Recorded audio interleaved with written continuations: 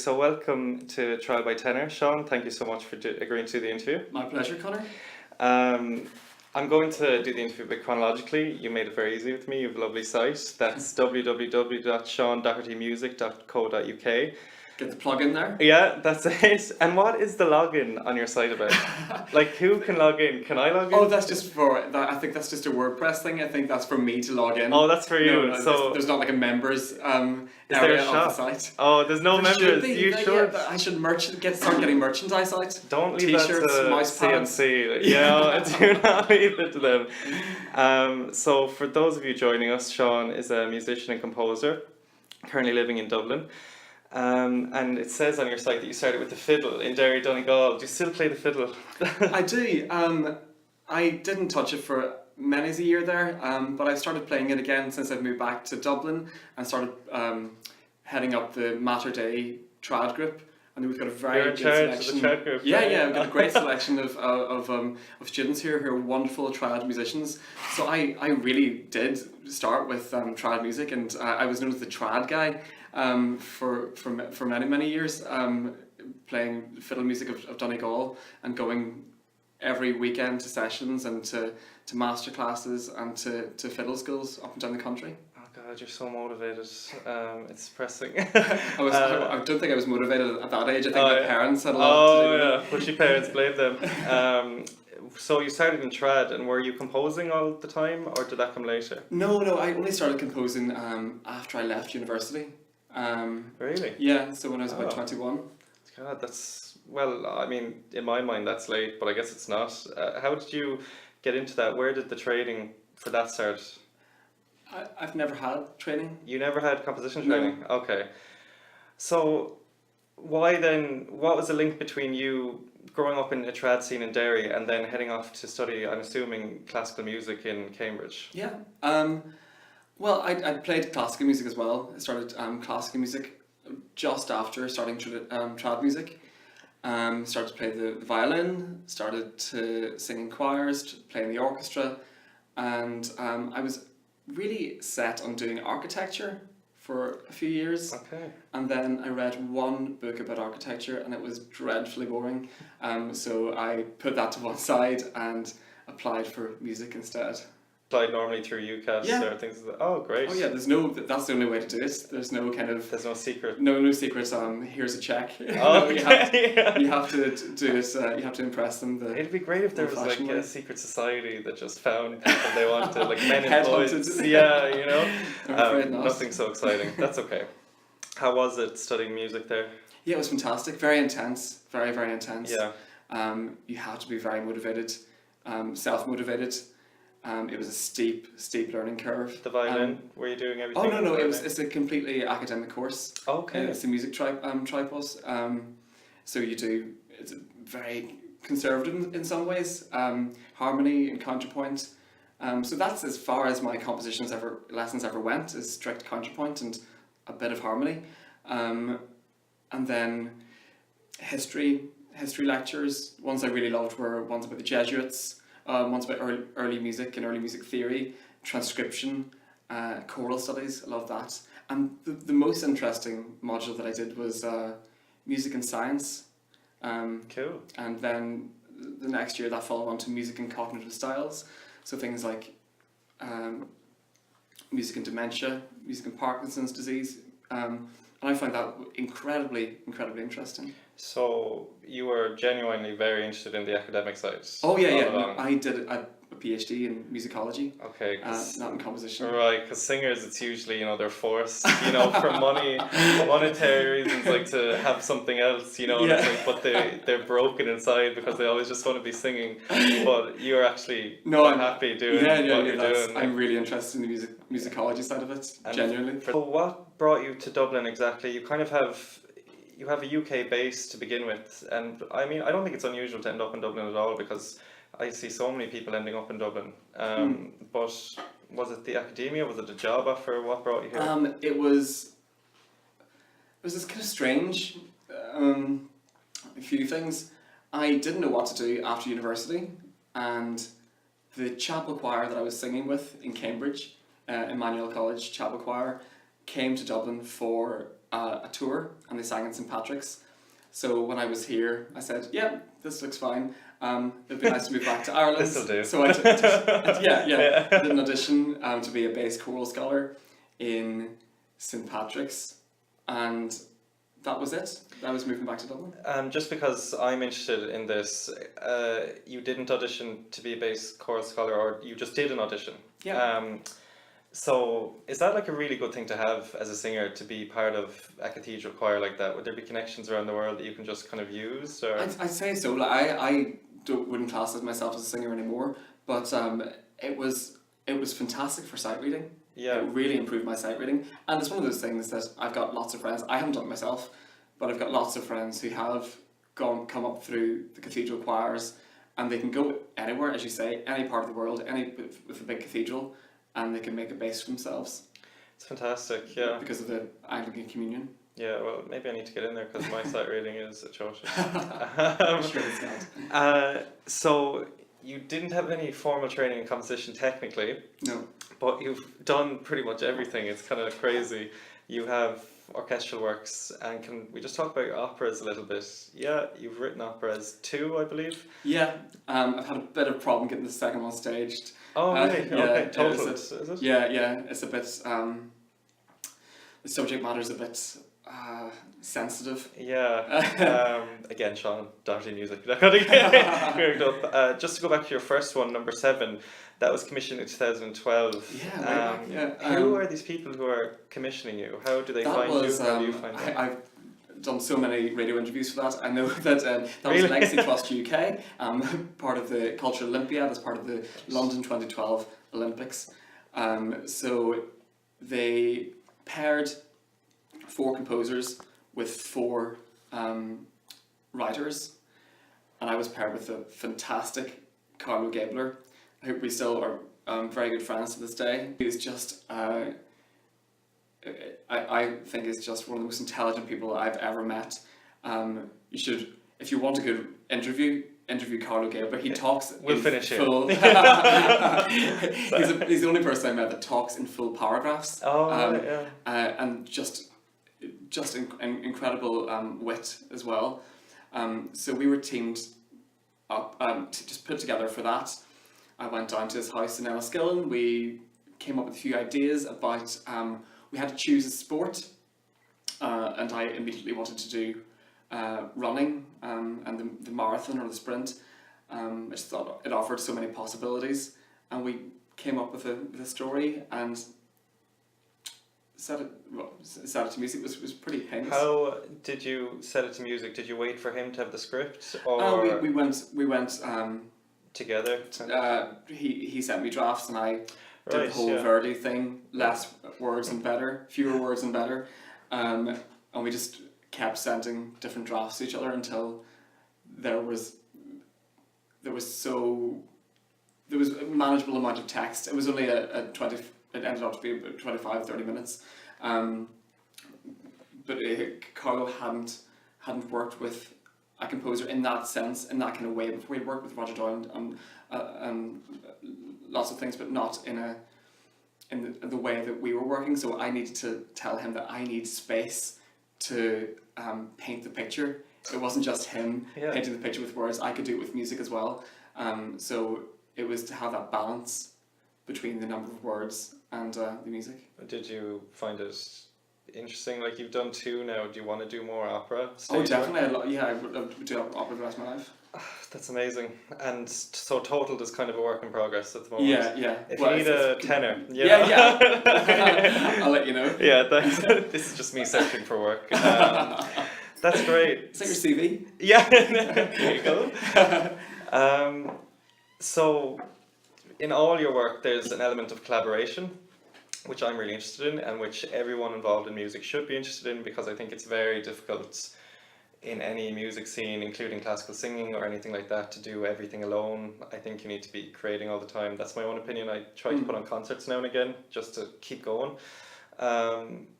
Do you have an interest in collaborating a lot with people, or does everything come to you yourself naturally, or do you search out people? I know that you do a lot of work with choirs in Dublin, like the Mornington Singers and Leitari. Would you wait for them to search you out, or would you be searching for choirs to kind of perform your works? Um, it's kind of changed since I've been composing. When did that start? 7 years ago. 28 minus 21. 7 years ago,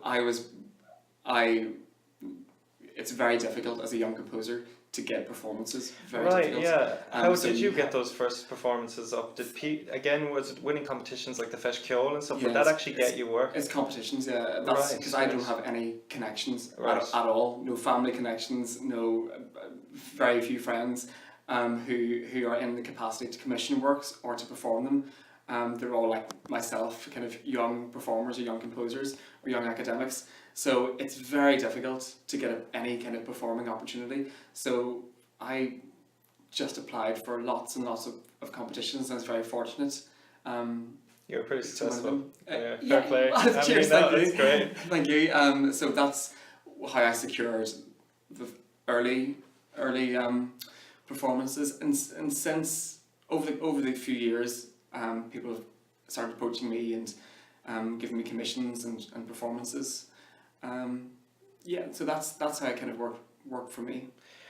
What does that feel like when you're there, and it's not even that you're hearing your work kind of for the first time in a way, because I know with music writing software it can give you a kind of indication of what it will sound like, but you're hearing it with the live choir. Is that kind of weird for you? Or do you feel anything really? No, it's fantastic. I write a lot of aleatoric music that's kind of left to chance.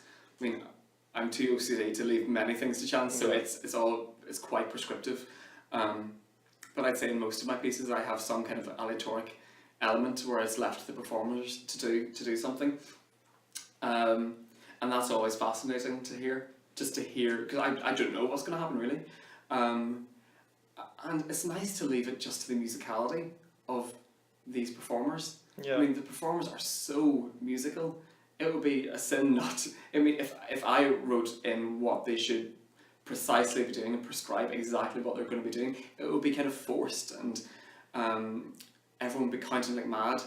But if you just leave it to people's natural musicality, it's much easier for everyone, and it sounds better as well. It's kind of funny because I've sung with a few choirs who will remain nameless, but some of the directors of the choirs are really trying really hard to get away from what the general public would know of classical choral tradition and get back to something a bit more elemental or something like that. So in a way that's almost bringing it right back, because in the beginning there was no prescribed way necessarily. You'd be in a group and a chant would begin and that would be it, so it's really interesting to hear about that actually. And it's difficult to do because it's difficult for the singers initially to get their head around. I can just, it's up to me here. I have to take initiative, because any performance group, I did it with an orchestra a few months ago, and it's exactly the same thing. Everyone is so regimented that to do anything outside of what they're supposed to do, anything outside of what everyone else is doing, feels wrong. So it's getting over that initial sense of terror that you're doing something that you're not doing what everyone else is doing. Getting over that, and once you're over that, it's great. Where does the inspiration come from? This sounds so crazy, but like I try writing music now and again, and I can do it. Mostly it's just arranging music, because I don't have that grasp of originality, or at least not yet. But where does that sound kind of come from? Is it in your head? Literally, I always ask composers this. Do you just hear music in your head, Very much not for me. Really? Okay. How do you begin? I start with it. Normally I start with it, if I'm writing for choir, say, I start with the text. And I see my job as a composer is to get an original reading of the text as a kind of English scholar, to go through the text, see how I want, what I think of it, and then to put that into sound. So I would never work the other way around, just going from the sound into the text. I always want to describe something. I'm kind of like 16th century madrigalisms. Early music, that's Yeah. where your interest, a lot of interest lies, isn't it? So Yeah. I guess that's where it's coming from. I think so, or either that or I'm deadeningly literal. But I always work from just general ideas of what, maybe I have a few words or adjectives, like maybe the end of Crazed Girl was chaos, terror.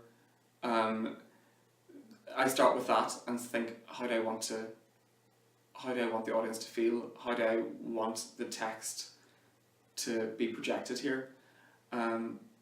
So it's not as gloriously inspired as the composers you've been talking to. They haven't been talking to me. They say, no, I don't hear music, or voices in my head, but I think you have to, but you're just saying you don't. I mean, I just can't imagine just looking. That comes first. The kind of the text and the adjectives, that really comes first, and then the voices start coming, and then you can start doing work. But at the very start, I do drawings, I do adjectives, I do graphic scores.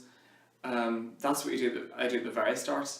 And then the voices, I start hearing voices after that. I start hearing the voices. So the sixth sense. Finally got my quote. I start kind of piecing together the music in my head afterwards, and that's that kind of works at a kind of subconscious level. Yeah. Either I can go and I literally sometimes have to go and sit somewhere or have a lie down and think about the music, and then something will come to me, or just go for a walk, or just leave for a few days and the idea will pop into my head. But it's not the kind of inspirational kind of, I see a dark and stormy night and I go and write a dark and stormy piece. It's less of a one-to-one correlation. I guess in a way it's even more scientific. It's so interesting to learn about it. Have you had any mentors? You say you're kind of self-taught almost. Has there been anyone along the way, or have you sought out kind of mentorship or tuition anywhere that's helped a lot with the composition in particular? It's okay to say no. I'm so bloody minded that it's not that I wouldn't do it. It's just that I didn't do it, and I'm kind of at the stage now where I don't think I would have the time to do it. Yeah.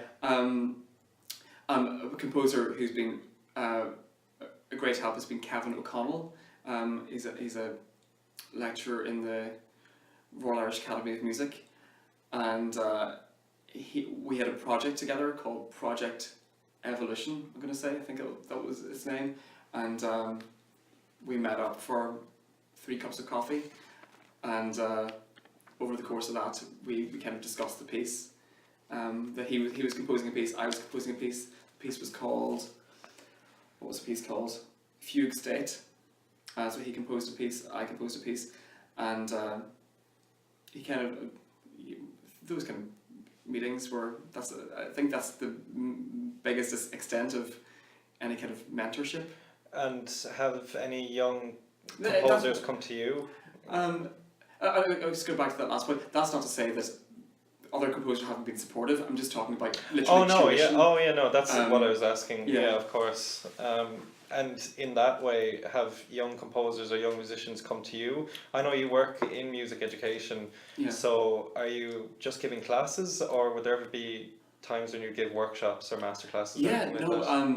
I teach harmony, counterpoint, and in 4th year we do free composition or compositional techniques as well. And you can choose to come here and do a postgraduate with me in composition, a master's or PhD, with me or Rona or John or Rona Clark or John Buckley in composition. So if anyone wanted to, that's an option. That's an option, yeah.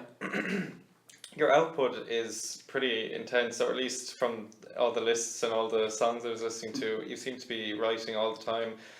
Where do you find the time? Or are you just a really quick writer? Because I do remember talking to someone composing an opera and it took them like 4 years or something like that. I mean, you're a lot quicker than that. Well, my operas are smaller probably than they're kind of chamber operas, and there's but I am a fast writer, and I'm not fast, I'm kind of I just work a lot.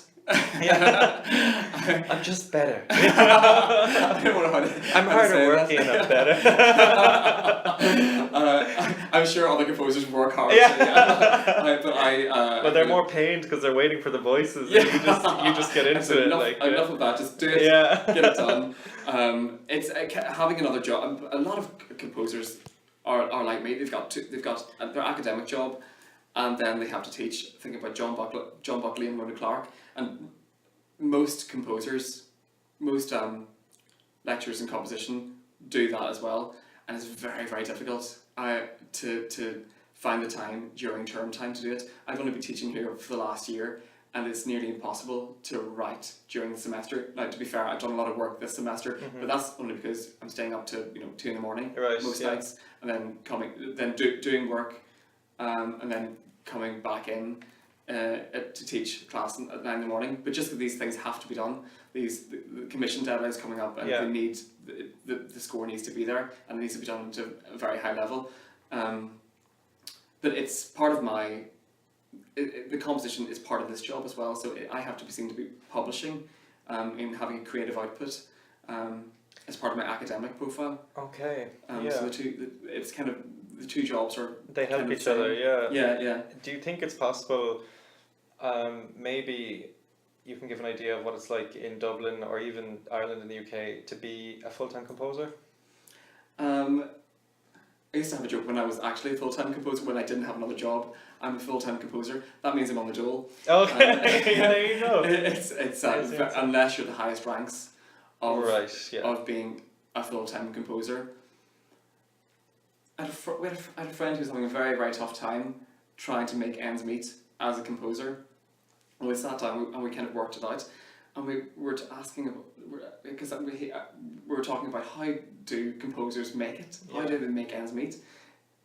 It's simply just very difficult. We looked through the composers in Ireland. Either you're someone at an international kind of level like Gerald Barry, who can support himself full time in composition, or Ace Donna, or you're an academic as well.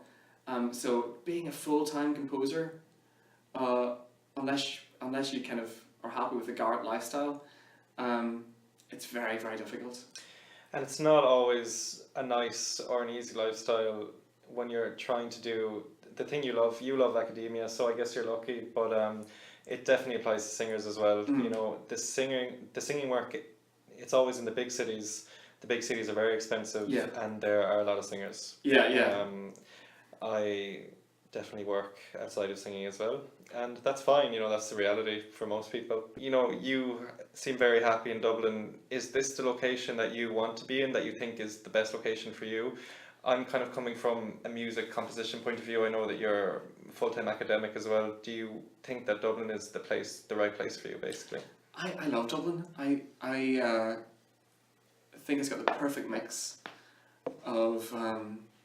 I just like living in Dublin. Never mind the wonderful performing groups here, the wonderful mix of people, the fact that it's easy to get around, the fact that you can be anywhere in Europe or even America very quickly, and it's not London as well. I was going to ask that, was there ever that temptation? My little brother lives in London, and I don't know how anyone lives in London.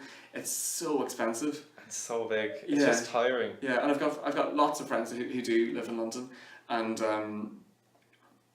they kind of tell me that they ask if it was worth their moving over. And I'm content enough here. And I like getting back home to Derry and to my family's farm in Donegal as well. And at the weekends. You won an award back, I think it was in 2010, correct me if I'm wrong, with San Francisco. There was an early music competition. Did you get to go to San Francisco? I didn't. No, but I did a really cringeworthy video recording. I put it on my YouTube, and then one of my friends seen it, and I shut it down before it went viral. Me talking about the Lambeth Choir book. Gushing, bawling, crying. I wasn't that emotive, but it was very, very geeky indeed. So that was a piece called Vidi Aquam, that I transcribed from a Tudor choir book, I've yet to hear it being performed. I Okay. dare say it's very difficult. So a lot of the work you do is, well, not a lot of it, I don't want to say that, but some of it is almost purely academic, some of the composing work. Would you say that, or would you say that there's always a chance of this being brought out?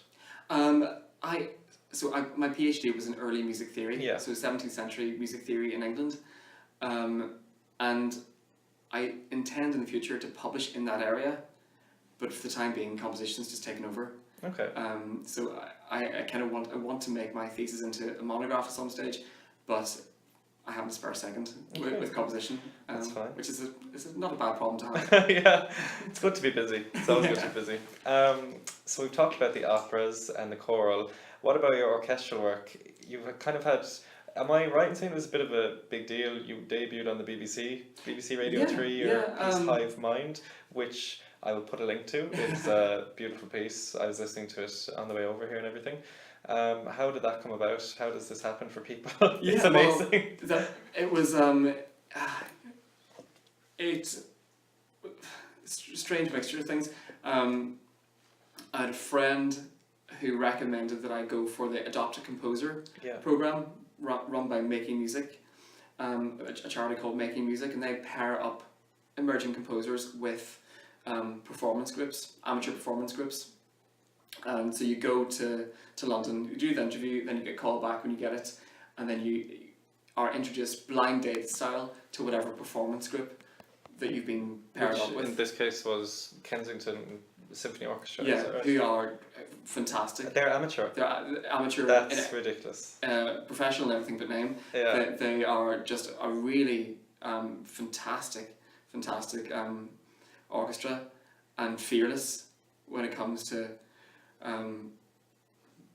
like performing or premiering new music, and they do a lot of new music, and they were a joy to work with.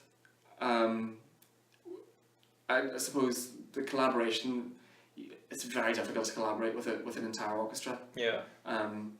It's just, everything is just on a huge scale. You have to be very organised with parts and everything, so there's no kind of time to sit around lighting joss sticks, thinking about let's explore some sound worlds. You have to come in there with scores, parts for everyone, and because there is so little time, it costs so much to even an amateur orchestra. It costs so much for venue hire, course, yeah. and for everyone to be there. So it's very difficult to collaborate with an entire orchestra. So what I did was to ask them about what they thought the orchestra was a metaphor for.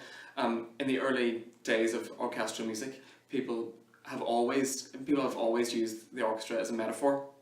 So I wanted to update that metaphor for the 21st century. So I asked them in an online survey what they thought it could represent. And I had answers like a rainbow, a train station, a beehive, the EU, which was kind of controversial. So I settled on Hive English Mind. orchestra. During the kind of early days of the Brexit campaign. Yeah. Not a European orchestra, an English orchestra. Sorry, controversial. So I used that as the inspiration of the piece. Oh, that's great. Thanks so much again, Seán, for doing this interview. I think we got a lot from it, and I think it's important to say that competitions do come. Get your work out there. Everyone. Yeah, definitely. If anything, they make you finish a piece. So just to finish the interview, I just have a quick fire round of 5 questions, and just off the top of your head, give me your answers. So, question number 1. You can't pick Dublin, so you have to pick out of these places to live. And where would you pick? New York, Berlin, London, San Francisco. Oh, New York. Okay. 2. Soprano, alto, tenor, or bass. Soprano. 3. Choral, orchestral, or stage. Choral. Oh, that's a tough one. You can't go back. Quick fire. 4. Cheese and onion potatoes or salt and vinegar. Cheese and onion. Okay, salt and vinegar man. 5. The all important one. Red wine or white. Red. Thank you very much. That was really difficult. This has been Conor Gibbons with Trial by Seán Doherty.